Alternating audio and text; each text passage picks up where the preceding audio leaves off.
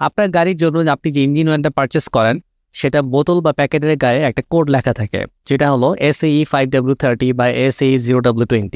এটার full meaning বা ইউজেসটা কি আপনি কি জানেন? আসসালামু আলাইকুম, আমি মেহেদি জামান, গাড়িimport.com.bd থেকে আপনাদের সবাইকে স্বাগতম জানাচ্ছি আজকের ভিডিওতে।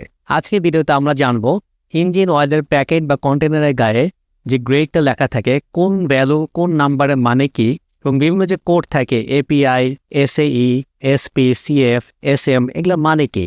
চলুন বিস্তারিত জেনে আসি। ফার্স্ট অফ অল, আপনি যে মডেলের গাড়িটা চালান, আপনার গাড়ির জন্য কোন গ্রেডের ইঞ্জিন অয়েল দরকার সেটা আপনি কিভাবে জানবেন? একটা ওয়ে হলো আপনার ইঞ্জিনের উপরে যে মুখটা থাকে, ইঞ্জিন অয়েলের যে ক্যাপ থাকে, ক্যাপের গায়ে কিন্তু অনেক সময় লেখা থাকে, দেখবেন 5W30 বা 0W20 অথবা 0W16 এরকম লেখা থাকে। সেকেন্ডলি, আপনার যদি ম্যানুফ্যাকচারার ওয়েবসাইটে যান, ওয়েবসাইট থেকেও আপনি ডাটা কানেক্ট করে নিতে পারবেন। অনেক সময় গাড়ির যে বডি আছে, বডিতে বিভিন্ন জায়গায় স্টিকারে বা বনেটের নিচে স্টিকারও এই ইনফরমেশন লেখা থাকে যে এই গাড়িটার ইঞ্জিনের জন্য কোন গ্রেডের ইঞ্জিন অয়েল ইউজ করতে হবে। সো ধরে নিলাম আপনি অ্যানালাইসিস করে জানতে পারলেন যে আপনার গাড়ির জন্য SAE 0W20 গ্রেডের ইঞ্জিন অয়েল দরকার। সো ইঞ্জিন অয়েলের গ্রেড SAE 0W20 বা 5W13 ফুল মিনিংটা কি? SAE এটার ফুল মিনিং হলো সোসাইটি অফ অটোমোটিভ ইঞ্জিনিয়ার্স। এটা একটা ইন্টারন্যাশনাল অর্গানাইজেশন যেটা অটোমোটিভ ইন্ডাস্ট্রির জন্য যে ইঞ্জিন অয়েলগুলো লাগে সেটার স্ট্যান্ডার্ড এবং স্পেসিফিকেশন সেট করে।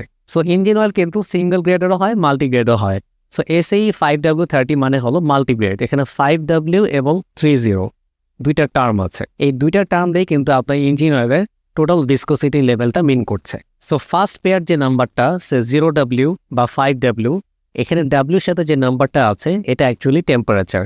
এটা ইন্ডিকেট করে কত লো টেম্পারেচারে আপনার ইঞ্জিন অয়েলটা ইঞ্জিনের মধ্যে রোটেশন বা মুভ করবে। সো 0W মিনস 0 ডিগ্রি সেলসিয়াসে কিন্তু আপনার ইঞ্জিন অয়েলটা ইঞ্জিনের মধ্যে ফ্লো করবে। 5W মিনস 5 ডিগ্রি সেলসিয়াসে এটা ফ্লো করবে। আমাদের দেশে উইন্টার সিজনে লোয়েস্ট টেম্পারেচার দেখা যায় 6-7 ডিগ্রি পর্যন্ত হতে পারে, বাট ইউজুয়ালি 10-12 সবসময় থাকে। সো আমরা যদি উইন্টারে 0W গ্রেডের ইঞ্জিন অয়েল ইউজ করি, তো দেখা যাচ্ছে ইঞ্জিনের পারফরমেন্স খুবই ভালো থাকবে, কারণ এটা 0 ডিগ্রি সেলসিয়াসও কিন্তু ইঞ্জিনের মধ্যে ফ্লো হচ্ছে স্মুথলি। সো 0Wর ক্ষেত্রে আপনি যদি 5W ইউজ করেন তাতেও কিন্তু কোনো সমস্যা নেই। নর্মালি আমরা হাইব্রিড গাড়িগুলোতে 0W ইউজ করি, গ্যাসোলিন গাড়িগুলোতে 5W যদি আপনি ইউজ করেন, নিশ্চিন্তে আপনার ইঞ্জিনের পারফরমেন্স ভালো থাকবে। আমি যদি কানাডার ওয়েদারের সাথে কম্পেয়ার করি, ওখানে উইন্টার সিজনে -30 ডিগ্রি, -25 ডিগ্রি সেলসিয়াস টেম্পারেচার থাকে। -7, 8, -15 এগুলো তো রেগুলার একটা টেম্পারেচার। সো আপনার ইঞ্জিন অয়েলের গ্রেড যদি 0W হয়, এই গ্রেডের ইঞ্জিন অয়েলগুলো কিন্তু -20 ডিগ্রি সেলসিয়াসও জমে যায় না। সো গাড়ি যখন আমরা এত ঠান্ডার মধ্যে স্টার্ট করতেছি এবং স্টার্ট করার সাথে সাথে ইঞ্জিনের ভিতরে কম্পোনেন্টসগুলো কিন্তু মুভিং শুরু হয়। আর ইঞ্জিন অয়েল যদি বরফে জমে যায় তাহলে তো আপনার ইঞ্জিনটাই মুভ করবে না এবং ইঞ্জিন নষ্ট হয়ে যাবে। সো ইঞ্জিন অয়েলগুলো এমনভাবে তৈরি করা হয়েছে লেটেস্ট টেকনোলজি বা অ্যাডিটিভস দিয়ে, যাতে আপনার এক্সট্রিম লোয়েস্ট টেম্পারেচারও আপনার এটা লিকুইড থাকে বা তরল অবস্থাতেই থাকে। 0W বা 5W গ্রেডের ইঞ্জিন অয়েলগুলো কিন্তু অনেক পাতলা। এই কারণে আপনার ব্র্যান্ড নিউ গাড়িগুলোতে বা লো মাইলেজ গাড়িগুলোতে এটা ইউজ করা হয়।